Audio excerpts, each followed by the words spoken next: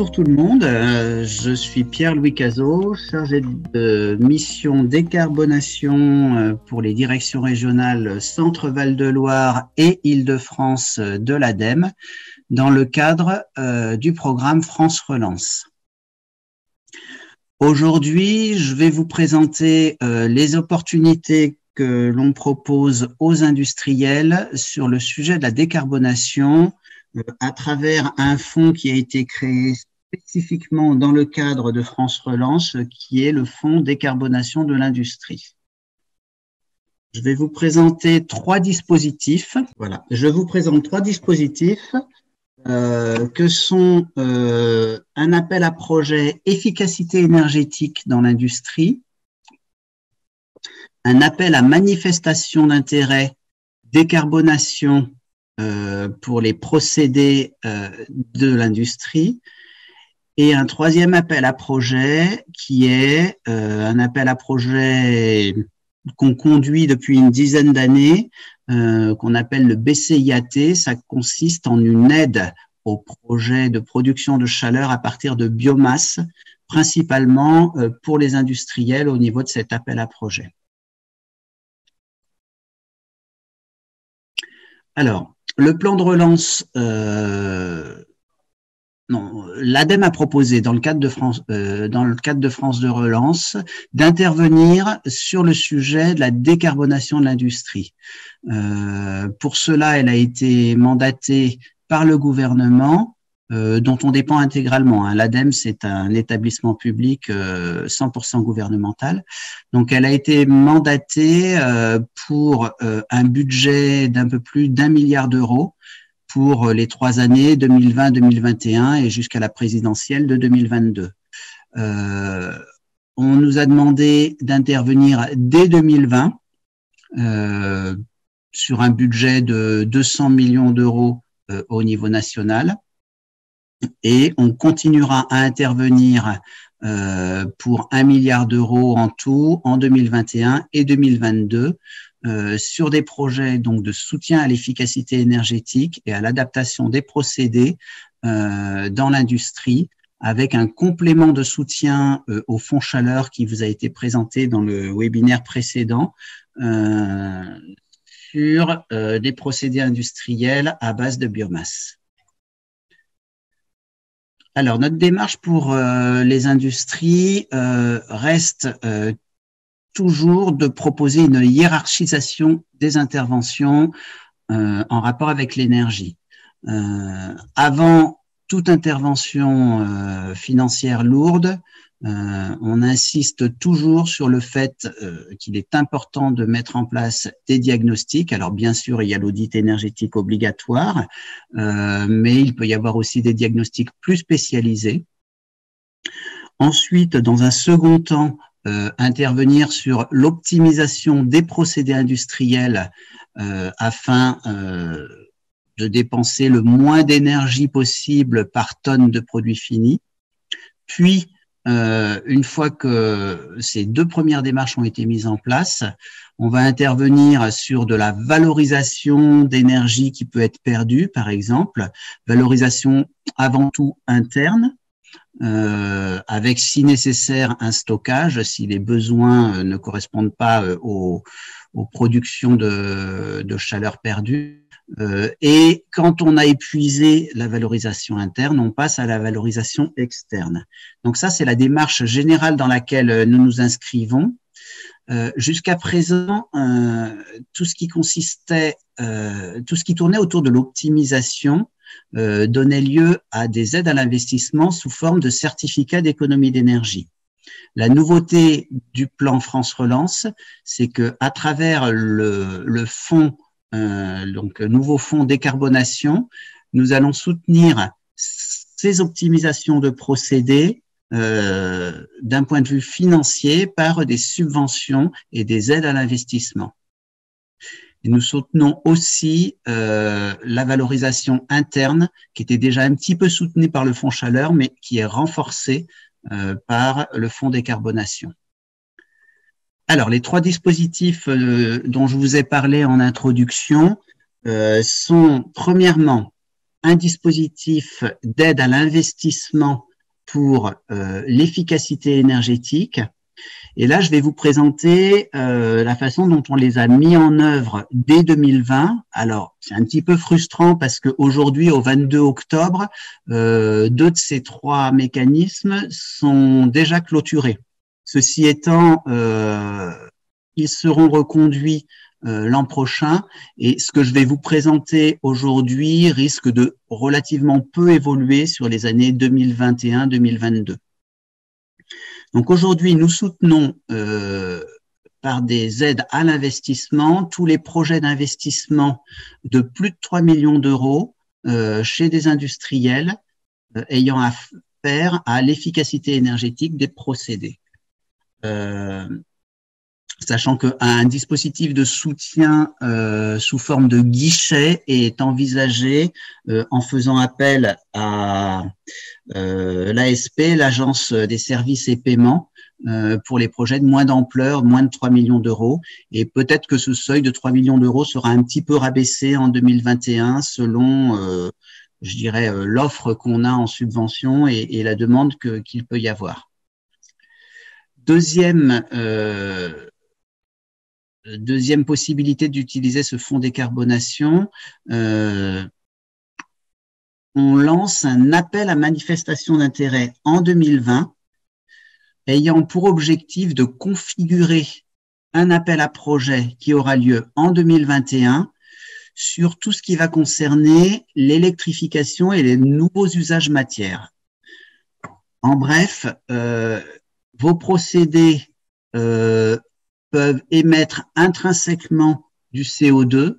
Si vous avez des idées pour faire évoluer vos procédés avec un impact sur leurs émissions de CO2, répondez à la manifestation d'intérêt avant le 9 novembre et ça nous permettra de mieux calibrer l'appel à projet national qui sera réalisé en 2021 sur ce type de sujet. Je vais vous présenter ça en détail ensuite. Et ensuite, troisième sujet, un appel à projet sur l'utilisation de biomasse dans l'industrie, avec qui a été clôturée cette année le 20 octobre et on a eu 3 projets en Centre-Val de Loire, ce qui est un bon résultat sur ces gros projets de biomasse dans l'industrie, avec une nouveauté cette année, c'est que jusqu'à présent, on aidait les investissements et on va maintenant aider les OPEX, c'est-à-dire qu'on va avoir une aide que je vais vous présenter au coût d'exploitation. Et l'an prochain, en 2021, on aura aussi un appel à projet sur les combustibles solides de récupération. Donc pour 2021-2022, on relance l'appel à projet efficacité énergétique et l'appel à manifestation d'intérêt sur la décarbonation des procédés dans un appel à projet global qui regroupe ces 2 concepts que je vais vous présenter maintenant. Et puis, on aura environ tous les 6 mois, on a un appel à projet sur la chaleur biomasse, le BCIAT. Et puis, on lancera un appel à projet sur les combustibles solides de récupération l'an prochain, comme je vous disais. Alors, je vous propose dans un premier temps un zoom sur l'appel à projet efficacité énergétique dans l'industrie. Donc, comme je disais tout à l'heure, c'était cette année pour des projets d'investissement de plus de 3 millions d'euros, des investissements sur une technologie mature. On n'est pas dans la recherche et développement, là on est vraiment sur des procédés qui ont déjà fait leurs preuves par ailleurs et qui sont mis en place sur un site industriel. Alors, ça peut être le remplacement ou la mise en place d'un process industriel ou d'une utilité par un équipement technologique qui va être énergétiquement plus performant. Ça peut être aussi la mise en place d'équipements de récupération de chaleur avec valorisation de cette chaleur. Alors jusqu'à présent, on avait une aide du fonds chaleur lorsqu'on récupérait cette chaleur sur un procédé et qu'on allait le valoriser sur un second procédé avec le fonds de chaleur, avec France Relance et le fonds décarbonation, on va pouvoir directement aider une utilisation en sortie de procédé de chaleur, une récupération qui va aller valoriser en entrée de procédé, qui va être revalorisée en entrée de procédé sur un même procédé. Voilà, sont également éligibles les équipements qui permettent la production d'énergie mécanique et électrique à partir de chaleur fatale.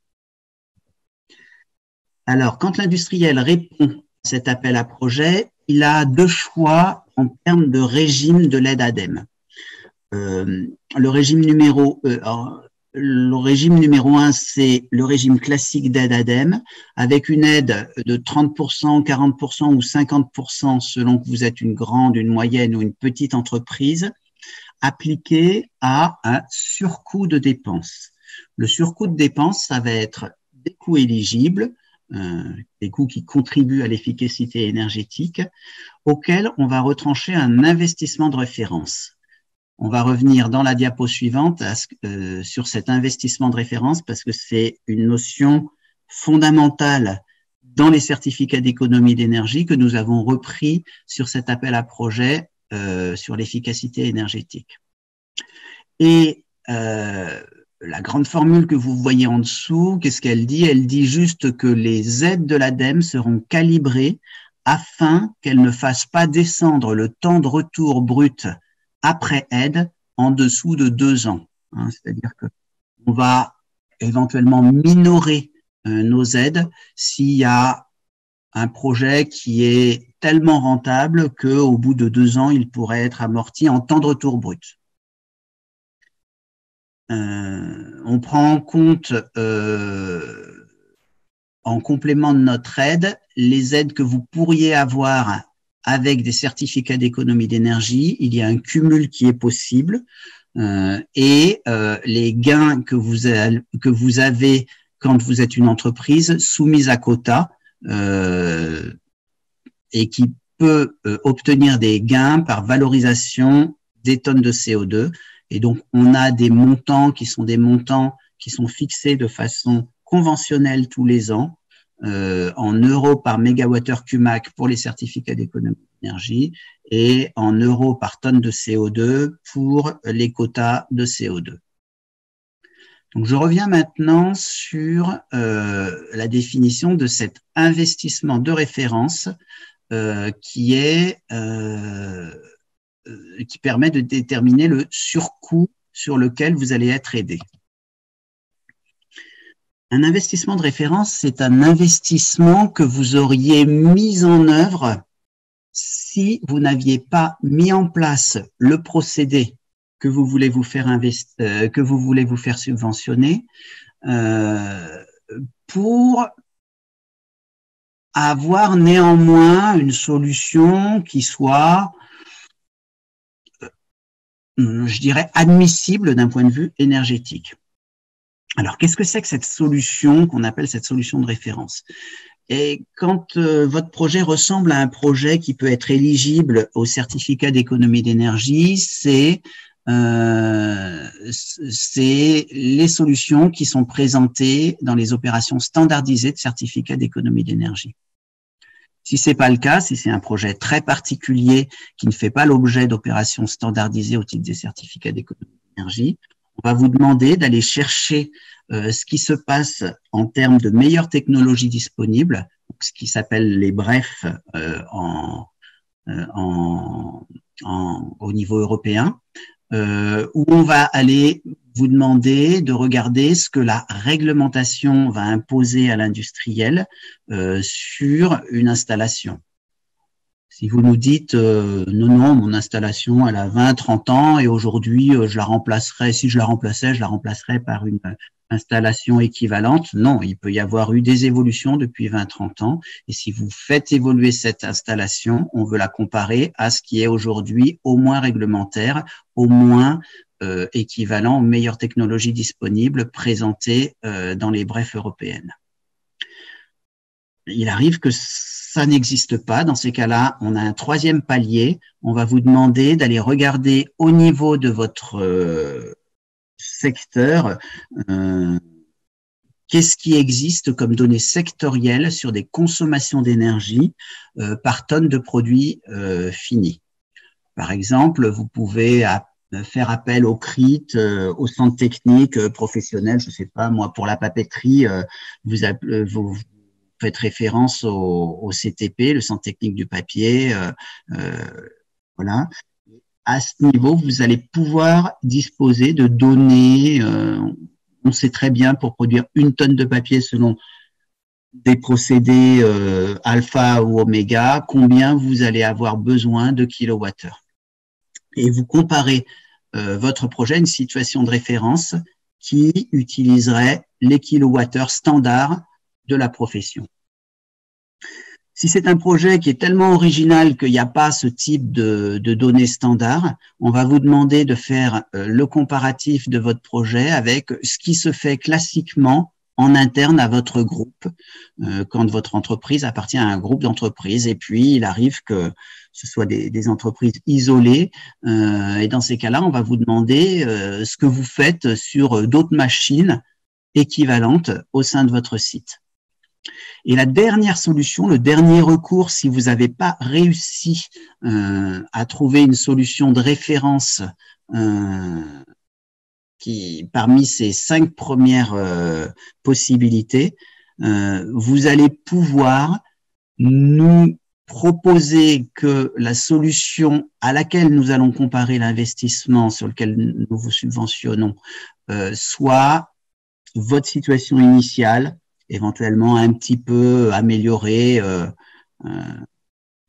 on va dire un grand carénage de la situation initiale, mais des investissements qui peuvent être relativement mineurs. Mais ça, c'est vraiment la dernière des possibilités qu'on vous offre. Et il faut que vous l'argumentiez particulièrement. Donc ça, c'était dans le cadre, je reviens à la diapo précédente, du choix numéro 1, si vous choisissez ce régime d'aide ADEME de 30%, 40% ou 50%, selon que vous êtes grande, moyenne ou petite entreprise. Vous avez un deuxième choix qui est possible, comme dans toutes les aides dans le cadre de France Relance, c'est de faire appel au régime cadre temporaire pour le soutien aux entreprises dans le cadre de la crise du Covid-19. Donc, ce régime cadre temporaire, il apporte une aide exceptionnelle aux entreprises d'un montant maximum de 800 000 euros. On va avoir une instruction beaucoup plus légère si vous faites ce choix-là. Le critère du temps de retour de 24 mois s'appliquera toujours, mais par contre, on ne va pas vous demander de réfléchir à cette notion d'installation de référence que je vous ai présentée, et on ne va pas appliquer un taux d'aide sur un investissement. Ça sera une aide forfaitaire de 800 000 euros, desquels on déduira éventuellement des montants partiels dont vous auriez déjà bénéficié sur la base de ce régime exceptionnel et temporaire pour le soutien aux entreprises dans le cadre de la crise du Covid-19. Alors, une fois que vous avez répondu à cet appel à projet, donc ça sera en 2021 pour le prochain appel à projet, on va l'évaluer selon un certain nombre de critères d'évaluation. Le premier critère, parce que c'est notre vocation à l'ADEME, c'est un critère d'efficacité énergétique. Donc, on va regarder les mégawattheures qui sont gagnés grâce à votre projet. Et puis, d'une façon plus large, on regardera des critères de performance environnementale d'une façon plus générale en fonction des benchmarks qu'il peut y avoir sur des équipements du même type.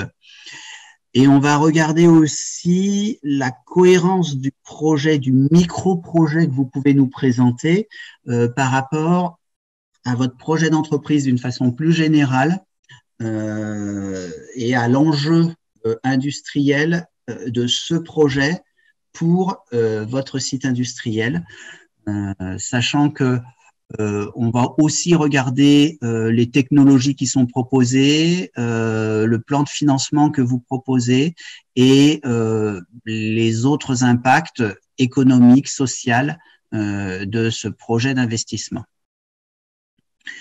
l'ADEME va porter une attention particulière à l'efficacité de l'aide publique qui va être apportée. Et donc, on va comparer l'ensemble des projets qui nous sont présentés à l'occasion de cet appel à projet entre eux. Et on va regarder le ratio des aides publiques qui sont demandées par rapport à la tonne de CO2 évitée sur la durée de vie du projet. Ça va être un critère de comparaison des projets qui va permettre de classer les projets les uns par rapport aux autres. Cette année, pour votre information, donc avant-hier, on avait reçu au niveau national 60 projets industriels, donc tous de plus de 3 millions d'euros, pour un budget qui doit être aux alentours de 100 millions d'euros de mémoire sur ce sujet.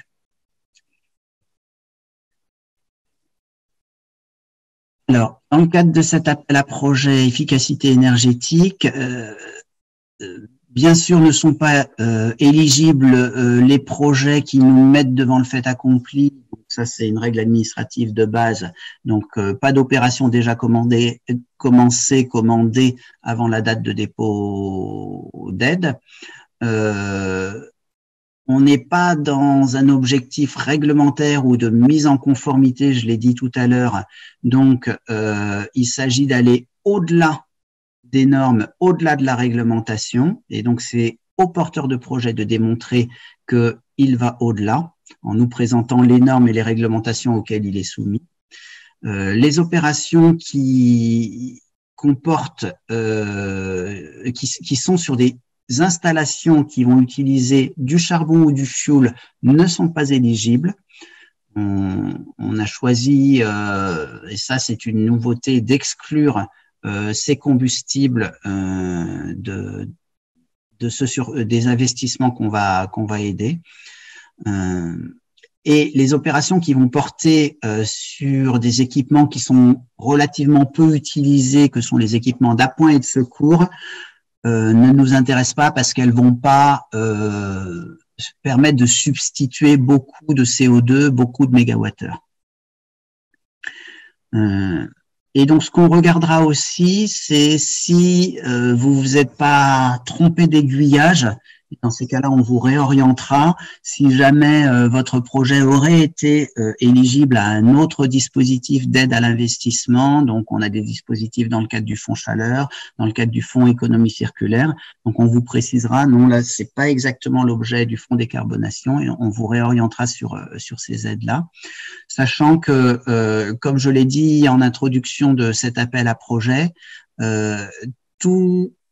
toutes les technologies qui sont pas matures et qui font l'appel à des prototypes, des pilotes, n'ont pas vocation à être aidés par cet appel à projet. Et dans ces cas-là, on les réorientera sur des dispositifs de soutien à la recherche et développement, comme par exemple le programme des investissements d'avenir dans lequel on est fortement impliqué à l'ADEME. Bon, en cas de doute et en cas de projets qui des fois peuvent être multifacettes, avec une partie un peu de fonds chaleur, une partie un peu de fonds décarbonation, vous me contactez.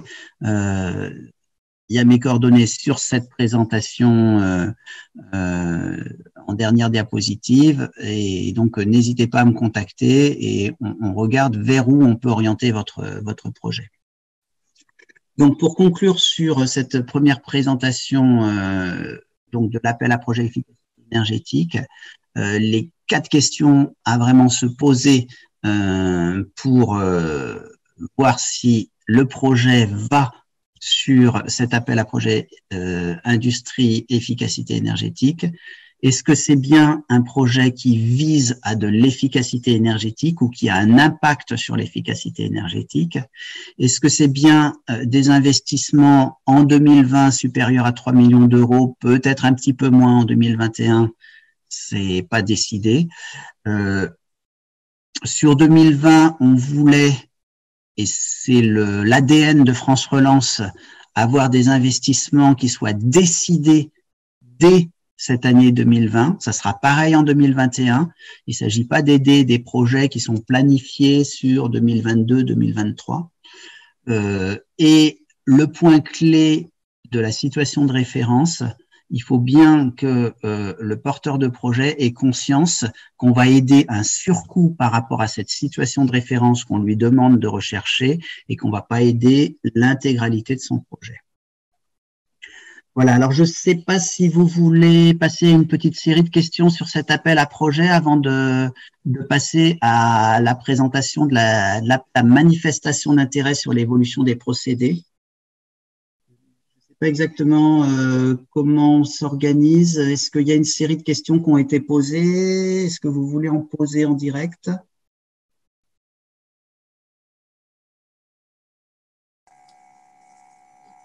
Mallory? Alors, oui, Monsieur Cazot, on n'a pas de questions qui ont été posées dans le chat, donc je vous propose de continuer. Et pour les participants, n'hésitez pas à adresser… Attendez, je vois une question du coup. Je ne sais pas si vous accédez au chat, Monsieur Cazot. Il faudrait que je monte là-haut. Oui, il y en a une là-haut. Est-ce que vous pouvez me la relire et oui, puis bon, je peux la poser à l'oral. Oui, voilà. Je voulais savoir si vous savez plus sur la plateforme, du coup, pour les 3 millions d'euros. Est-ce que ça sera opérationnel en 2021? Si oui, plutôt début, plutôt fin? Elle était opérationnelle en 2020 jusqu'à avant-hier, donc je pense que l'appel à projet sera relancé relativement vite en 2020. Après, bien que ce soit un appel à projet, nous on est au service des industriels dès qu'ils ont une idée. Donc, le plus simple, là, si vous avez des industriels qui ont des idées sur ce sujet-là, c'est qu'ils prennent contact avec moi et puis on commence à le travailler. Pas tout de suite parce que là, je suis en train d'instruire tous les projets qui se sont présentés cette année, mais d'ici quelques semaines, on travaille sur ce projet ensemble pour qu'il prépare son dépôt le jour où la plateforme s'ouvre. D'accord. Et c'était une plateforme sur l'ASP, vous disiez? Et c'était déjà opérationnel en 2020? Ah pardon, c'est pour les moins de 3 millions d'euros. Oui, c'est pour les moins de 3 millions. Ah ben, alors celle-là, oui, c'est l'Agence des services et paiements qui en a la responsabilité et on n'a pas d'informations là-dessus. D'accord. On n'a pas d'informations. En attente, ok. Oui, on est en attente de directives du gouvernement. Merci, merci. Philippe, comment obtenir nos slides? Ah ben, on va vous les envoyer, ça, il n'y a pas de souci. Moi, je les ferai passer à DevUp hein, et je ne sais pas après, Mallory, comment ça se passe une fois que vous Oui, alors on les mettra en fait en ligne sur le site dédié au masterclass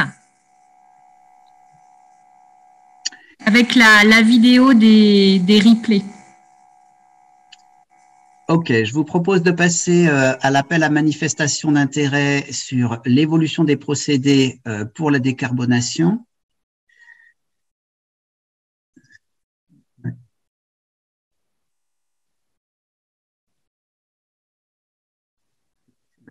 Voilà. Alors, donc, la clôture de cet appel à manifestation d'intérêt, c'est le 9 novembre 2020. Donc, l'objectif de cet appel à manifestation d'intérêt qui n'est pas doté de financement, c'est de recueillir des projets sur des thématiques autres qu'actuellement aidées dans l'ambition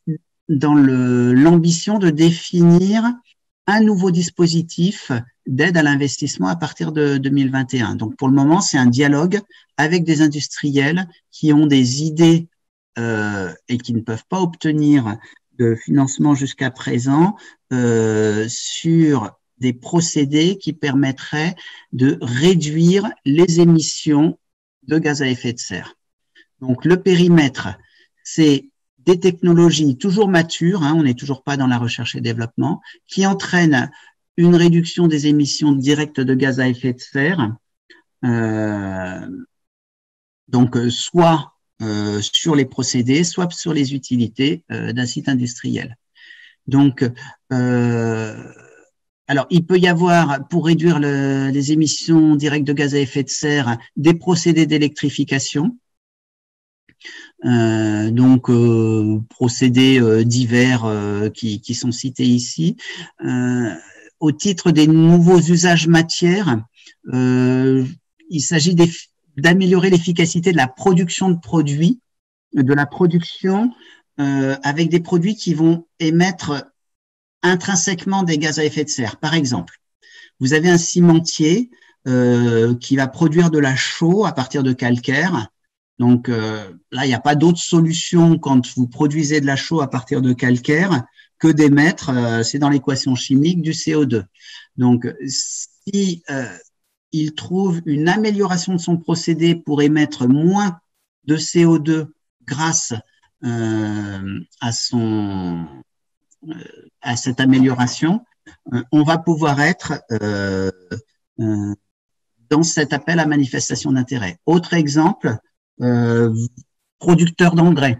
Un producteur d'engrais, les engrais azotés sont très émetteurs de N2O et ce producteur d'engrais, il va avoir toute une chaîne de procédés en fait où il y a des émissions de gaz à effet de serre, en particulier de N2O.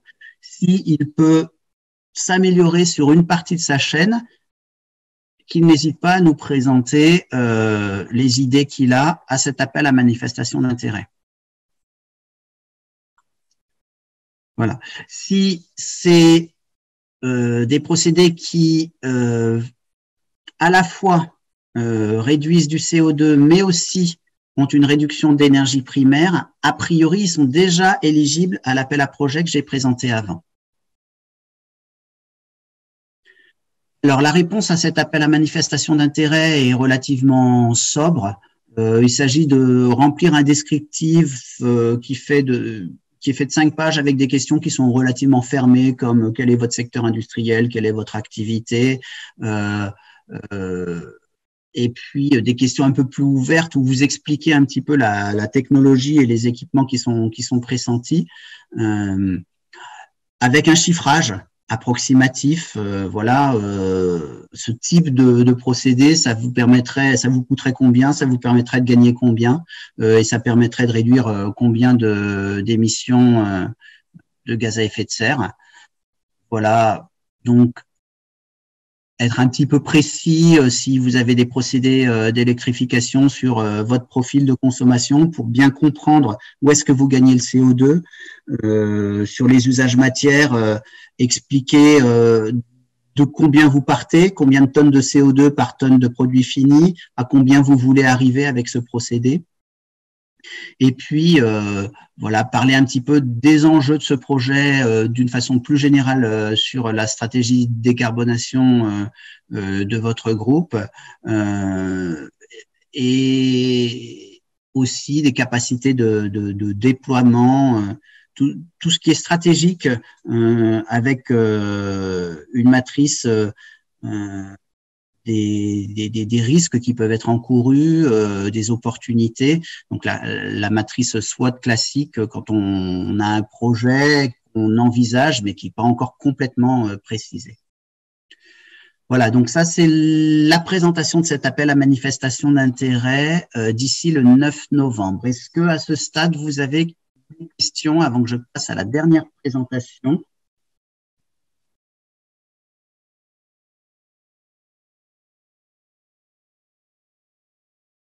Elles viendront peut-être tout à l'heure parce que la présentation était assez courte. Donc, je vais vous présenter la dernière partie du fonds décarbonation. Il s'agit de l'aide à l'investissement de biomasse, de chaleur biomasse dans l'industrie. Cette aide à l'investissement existe depuis 2009 maintenant dans le cadre du fonds chaleur de l'ADEME, donc principalement sur des chaufferies bois, ça peut être des biomasses agricoles aussi. La grande nouveauté de cette année, c'est que grâce au fonds décarbonation, on va pouvoir aider non seulement vos projets sur leur investissement, mais on va aussi intervenir pour un soutien au coût d'exploitation. Parce qu'aujourd'hui, on a un prix des énergies fossiles pour citer le gaz naturel, tellement bas qu'on n'arrive pas dans des projets de type chaufferie biomasse à un coût d'exploitation inférieur au coût d'exploitation d'une simple chaufferie gaz. L'idée de notre intervention nouvelle dans le cadre du fonds de décarbonation en aide à l'exploitation, c'est de baisser le coût d'exploitation que vous avez sur l'exploitation d'une chaufferie biomasse en dessous du coût d'exploitation d'une chaufferie gaz, dans l'objectif de rendre votre surinvestissement en chaufferie biomasse avec des taux de rentabilité interne compatibles avec vos objectifs de TRI de groupe industriel. Alors, pourquoi passer à la biomasse? 5 bonnes raisons. Déjà, la biomasse est un combustible, alors le bois énergie principalement, mais aussi les biomasses agricoles, qui a un coût relativement stable dans le temps. Donc, vous avez une visibilité. Vous savez que sur les 10 prochaines années, de toute façon, il ne va pas y avoir les coûts erratiques que vous pouvez avoir sur le fioul ou le gaz naturel. C'est l'avantage de bénéficier de technologies qui sont maintenant développées dans plusieurs centaines d'industries en France et qui ont des rendements énergétiques tout à fait, qui n'ont rien à envier aux autres énergies. Vous allez profiter d'une ressource qui ne vient pas des Émirats arabes unis ou de Russie. La ressource, elle est à proximité et en région Centre-Val de Loire, elle est largement disponible et mobilisable puisque l'accroissement forestier est très supérieur au prélèvement forestier via la récolte forestière aujourd'hui. Et on est dans une logique d'économie circulaire puisque on va contribuer au développement de métiers qui sont tous localisés à proximité de l'industriel. Et enfin, c'est l'impact CO2. Les émissions CO2 de la biomasse sont 10 fois inférieures aux émissions CO2 du gaz naturel, qui n'a de naturel que le nom. Et donc, clairement, vous contribuez, votre groupe industriel va contribuer à une efficacité environnementale démontrée. Donc, tout ça avec un soutien du fonds chaleur et du fonds décarbonation. Donc, un soutien financier. Notre vision, elle est claire. Elle n'est pas de faire de l'environnement. Elle est que vous fassiez, grâce à notre soutien, on calibre notre soutien pour que vous ayez un projet avec un taux de rentabilité interne compatible avec vos objectifs de groupe. Les points essentiels d'un projet de biomasse qui nous est présenté, c'est préalablement d'avoir réfléchi à la maîtrise de l'énergie au sein de vos procédés. On ne va pas chauffer avec de la biomasse des passoires. L'objectif, c'est vraiment d'avoir des procédés qui soient énergétiquement économes. Ensuite, de dimensionner votre projet biomasse de façon optimale afin de maximiser le fonctionnement de votre gros investissement, parce que c'est un investissement qui est cher, autant qu'il soit utilisé un maximum d'heures par an à pleine puissance. Il est nécessaire que vous nous présentiez un plan d'approvisionnement en biomasse qui va assurer et qui va nous assurer que vous n'allez pas exploiter des gisements qui sont aujourd'hui utilisés par d'autres industriels, en particulier les industriels de la pâte à papier et des panneaux de particules qui peuvent utiliser les mêmes gisements. Donc, il est nécessaire de définir ce plan d'approvisionnement en biomasse dans votre réponse à l'appel d'offres. Et puis, vous devrez recourir à des systèmes de traitement des fumées performants dans l'objectif de respecter les réglementations sur les émissions de poussière en particulier et puis d'oxyde d'azote aussi, afin que ces émissions soient très en deçà des émissions de chauffage au bois plus classiques qu'on voit chez les particuliers et qui contribuent très clairement à des soucis. Les chauffages au bois non maîtrisés contribuent très clairement à des problèmes de santé publique en termes de respiration de particules, en particulier de microparticules en dessous des PM10. Si vous sollicitez une aide de l'ADEME, vous allez vous engager à produire, c'est-à-dire à utiliser votre équipement biomasse sur 15 ans et de respecter le plan d'approvisionnement sur 15 ans. Et pourquoi vous allez vous engager à ce sujet? Parce que justement, vous allez toucher une aide depuis depuis 2020, vous touchez une aide grâce au fonds décarbonation complémentaire sur vos coûts d'exploitation qui va être calibré sur 15 ans. Donc, cette aide, elle est en cours de notification à la Commission européenne et son objectif est de sécuriser le montage financier de votre projet.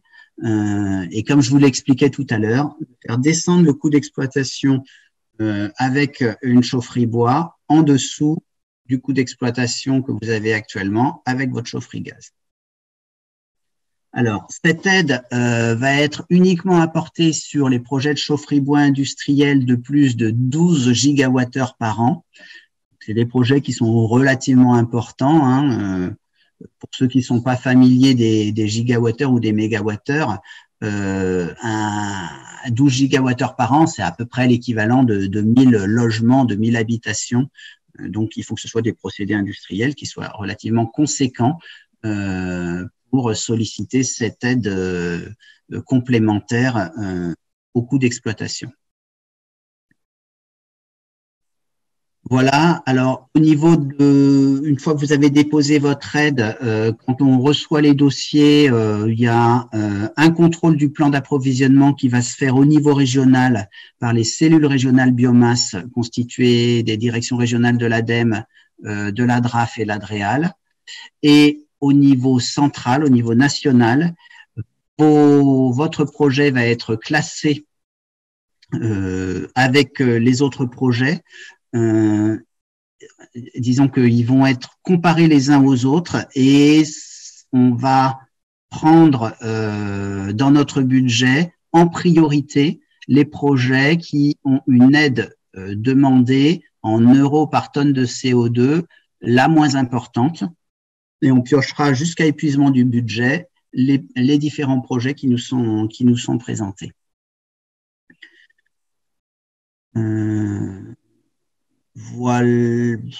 Voilà à peu près sur la comitologie.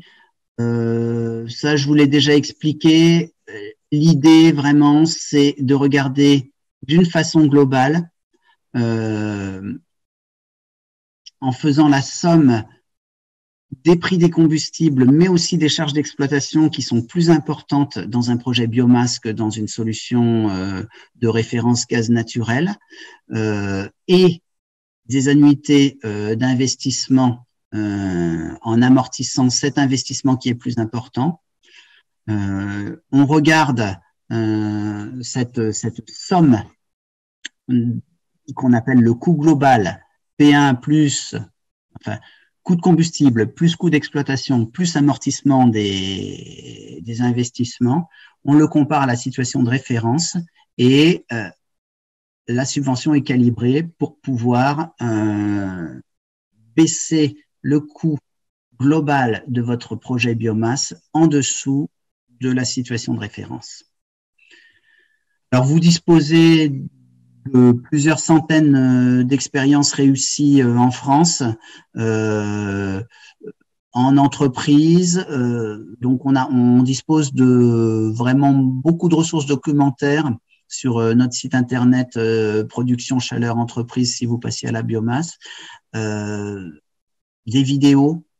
Dans notre région, pour ne citer que la région Centre-Val de Loire, on a le groupe Tribala à Riant, on a SKF à Saint-Cyr-sur-Loire, et puis on a aussi de plus petits projets comme des séristes qui passent à la biomasse et des entreprises diverses et variées qui ont fait le choix de passer à ce combustible. Voilà, j'en ai fini pour ma présentation.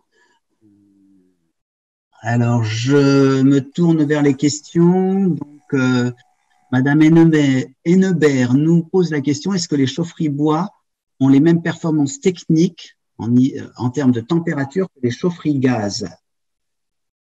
Alors, je réponds à cette première question. Alors, ce qu'on fait difficilement en bois énergie, c'est de la basse température, c'est-à-dire que